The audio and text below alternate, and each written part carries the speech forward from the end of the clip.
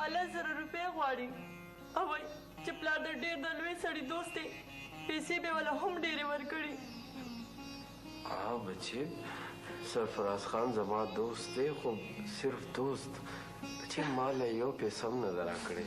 بابا داسې نه مني که ما د ځان سره پیسې یو نړۍ نو بیا واپس دې کور ته مه راځه.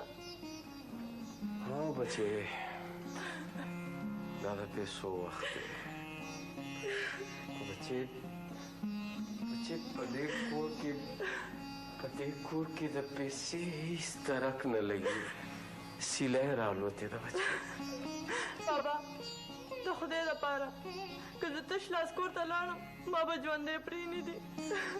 بچې نو بچې زه خپله بېوسه انسان یم نه څه خواري کولی شم نه څه مزدوري.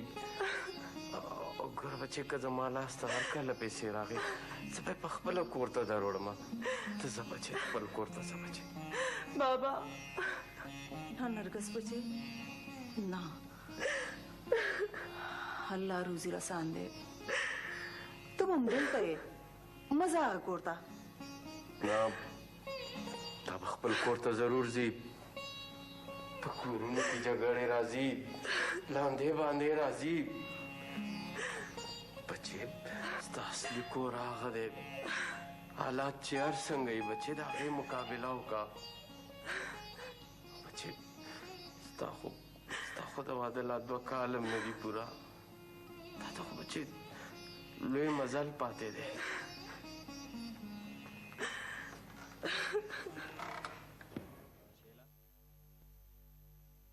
شیلا ما خو درته ویلي چې په دې دومره لوی ښار کې زموږ کور معلومول ډېره ګرانه خبره ده. کاکاجي ما ته میلاو شوی و. داسې وې بابا تا ته میلاو شوی و؟ واو بلکل د هغه په شان څنګه چې تا غیبانه تعریف کړی و هم بلکل د هغه په شان.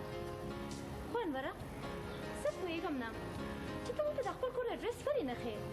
د دې دپاره چې کله ته هلته لاړه شي نو بیا به د هغې کور شي خپل پلار دا کور به هم هېر کړي.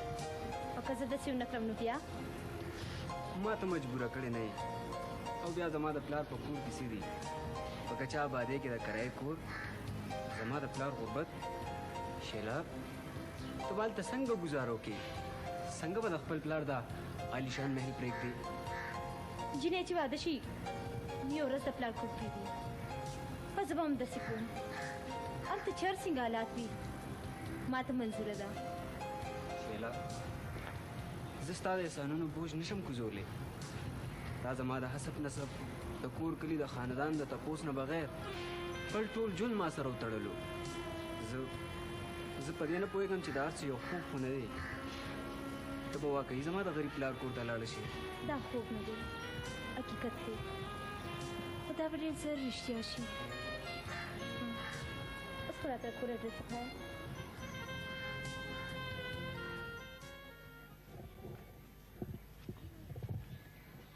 صنوبر خانه په خیر نو څنګه حال دی؟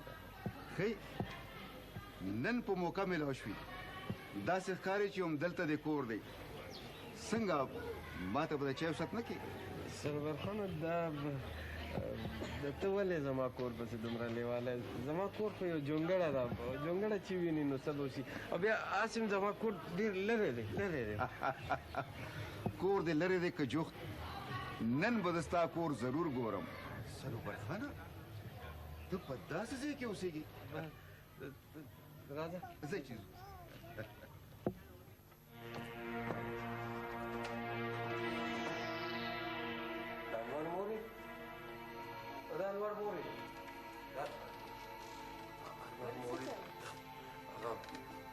سرفراز خان سره راغلی دی دلته به کینو. وای دا څه کوي دا یو ډول لګي مري او بلې سر ته پراټې لټې. سرفراز خان هم کره څه کوي دلته څه دي؟